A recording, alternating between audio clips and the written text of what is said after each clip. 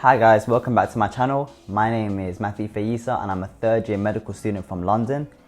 In this video we're going to analyse and discuss AJ Green, who recently got injured in a training session. AJ Green, wide receiver for the Cincinnati Bengals, got injured in a pre-season training session.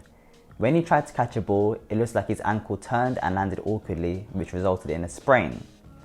Some Bengals staff members are blaming the grounds, which they deemed unsafe and untrainable, as when he landed, they think that the ground gave way and perhaps was the reason for why the 7-time Pro Bowler got injured. Due to the severity of the sprain, it does look like he may miss the season opener against Seattle. However, it is a race against time for the Bengals staff to try and get him ready for that. There is a risk, however, if they bring him back too quickly, that they can make the sprain a lot worse. So perhaps caution is the best way to go. Before we start the video and go into the medical analysis, if you like this style of content, drop a like and also subscribe to the channel so you don't miss out on any content in the future. This is my first NFL video and I'm thinking of doing more in the future as the season approaches.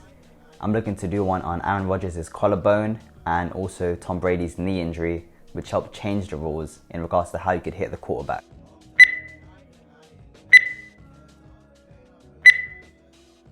The ankle is the point of the foot where the tibia and fibula bones of the leg meet the talus bone of the foot. The ankle is held together by ligaments and cartilage. However, when excessive force is put onto these, then strains can occur. Sprains can occur in any sport and it's very common, and it's usually the result of excessive turning and twisting or sudden stops, which put too much force on the ankle and kind of strain the ligaments in the process. AJ Green's injury was quite significant in the sense that he tore all his ligaments in his ankle. This occurred on a 7-on-7 drill as he tried to leap over Kirkpatrick and catch the ball. However, as he landed awkwardly on an uneven surface, this resulted in his ankle turning and being the reason for why the injury occurred.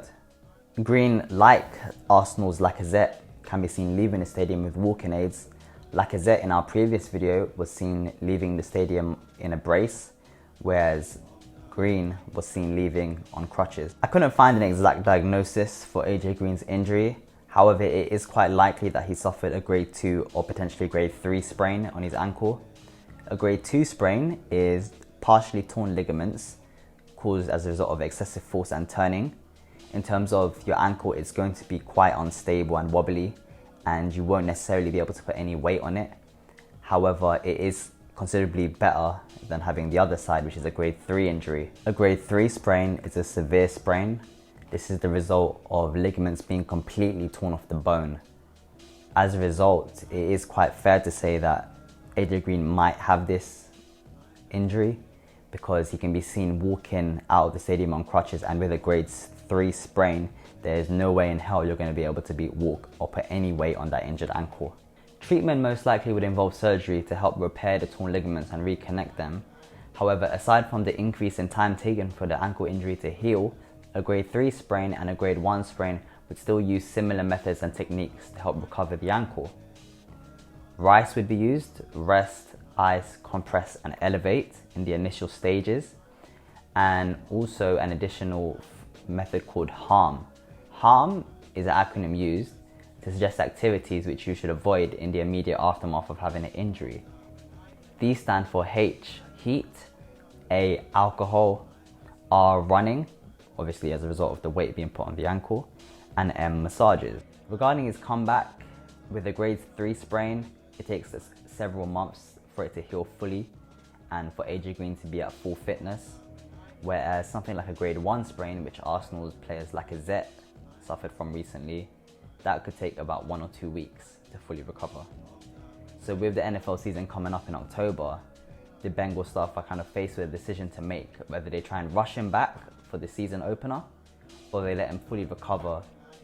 If they bring him back too quickly, potentially it would re-aggravate the injury and make the ankle worse, and this could potentially cause a catastrophic injury whilst playing, which may result in him missing the whole season. This is the end of the video now. If you like this style of content, make sure you subscribe so you don't miss out on any content in the future.